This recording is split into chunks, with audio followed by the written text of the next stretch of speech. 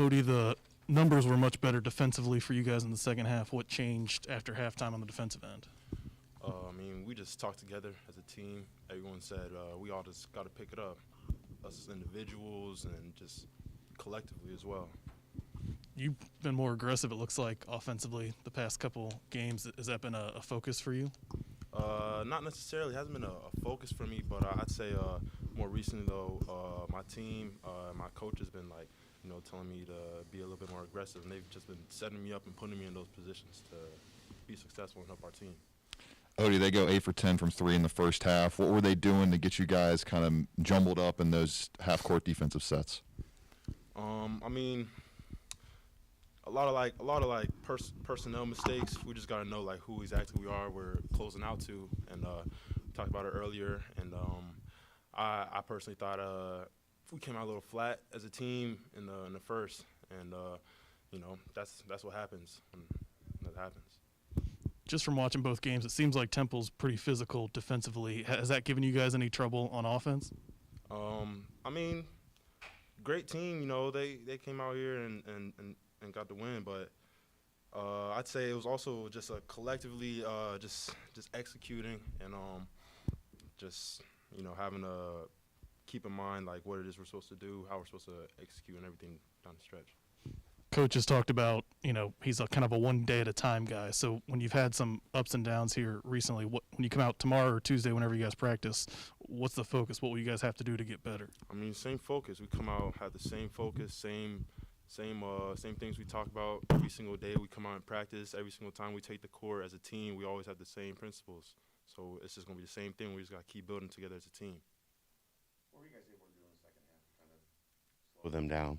I mean, I think we stepped up defensively in the second half. We also picked up our intensity, and that's something we talked about during halftime in the locker room and before we got it back out on the court. Is there any bit of a fatigue factor? You guys have played no fatigue. Games kind of in a row.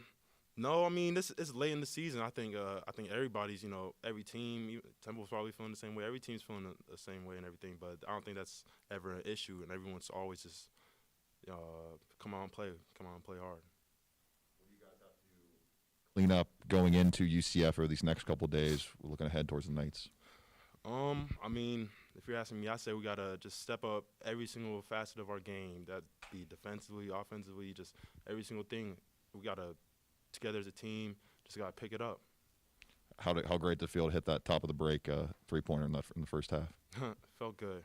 Appreciate it. Any other questions? Thanks, Odie. Yep.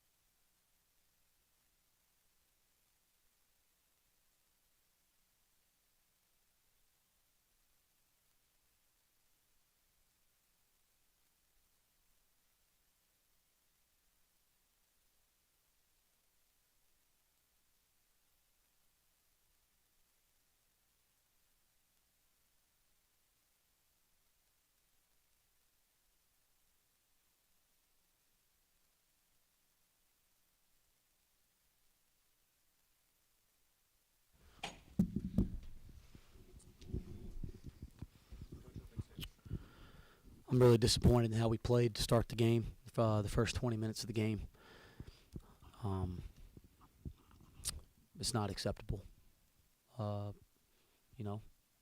You're the head coach. It starts with you. It's not acceptable. I'm not an excuse kind of person. Give Temple credit. They were ready to play. They were quicker to the basketball. They outplayed us in every way you can outplay a team in the first 20 minutes. Our guys battled in the second half and dug in. I've told you guys this, I like the character of our team. I like our group. I expect that. I expect us to fight and battle. There's no moral victories in college basketball. That's just an expectation. It's a standard when you put the jersey on. Yeah, I'm ticked about how we played, but I always say this, that don't take credit away from Temple. They were fantastic to start the game. We weren't. Did you guys make changes at halftime that allowed you to have more success defensively in the second half? I mean, nothing crazy strategic. I thought we tried to scramble and trap more, try to get them to play some.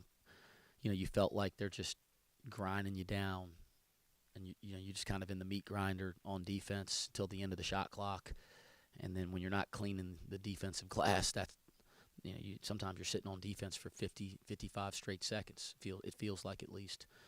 And so you're trying to do some things in the second half, even in the first half, just to kind of speed some possessions up, to get the ball back, or make them make a play that they don't practice. So I wouldn't say that's an adjustment, right? We don't trap and rotate a lot. You saw us in some full court pressure. You saw us trying to run and jump in the half court a little bit. Those are things you're talking about. We talked about playing some zone or double in the post, but I didn't think with the way that we played in the first half, getting passive was the right approach. To me, we needed to get aggressive. We need to get our juices flowing a little bit because they weren't in the first 20. And I thought, they hit a couple tough ones over the top in the first half. On those were decent defensive possessions. That wasn't the problem, right? That wasn't the reason that we dug a big hole. So we discussed it a little bit, going, but that's not how they hurt us at all in the second half. And I did think we defended quite a bit better in the second half. But it's got to be a 40-minute effort. I know that. It's my job to make sure that our team understands that. And in these type of moments, you guys aren't going to get me to blame anybody else. It starts with me. That's what comes with having head coach beside your name.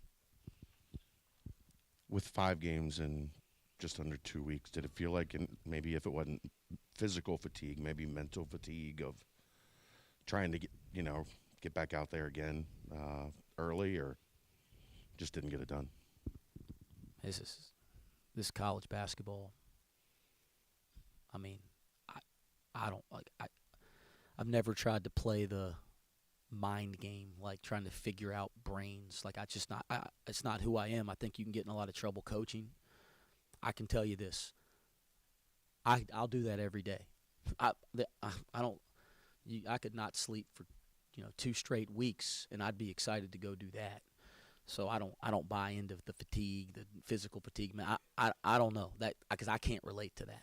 So that's not what I believe. The fact of the matter is, we start talking like that, we're making excuses, and I'm not in the excuse business. I'm in the let's get better, let's go do it business.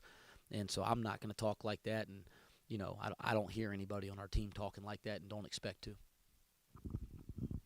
Jeremiah had a big second half offensively. Did you say something to him to say, look, man, if we're going to win today, we're going to need you, or was that just him just trying to stay out there and be aggressive? I mean, I think Jeremiah understands his value, Keith, and how important his role is to our success. Obviously, and we've had a number of halves like this over the last couple weeks where it's twofold. You're not guarding. I mean, what are they, almost 48 in the first half? I mean, you're on your way to 96. That's hard for me to swallow. So you're not guarding, and then you're struggling to score. And we had 33, but you just felt like there was a struggle at times to get. Some of them were quality shots, but that type of thing. So it's not about Jeremiah, we need you to go get 24, that type of thing. It is like Jeremiah needs you to be Jeremiah Davenport, and I thought he responded really well to that, and again had some big moments there in the second half. I thought his energy is what it needs to be. You reference a lot about trying to instill this mentality to win. You said you took a step towards that the last game. How do you help them as a coach to sustain that and to keep it and continue to harness that game after game? Well, how is trying to figure out every possible way. I mean, like no stone unturned way to build that type of a mentality and approach in everything that we do. If you got the answers, the magic rabbit out of the hat, then every coach in the world at any level would love to know that, but that you're trying to build that every single day. I know it's within this team, and I got to get it out of them. Again, that it starts and ends with me. That's what comes with being the head coach, and it's within this team. We have high character in this locker room. I really believe in these kids, but it's got to be consistent. And you know what? And I've done this before this year. If it's consistent for 40 minutes, you step up to this podium and you go, you know what?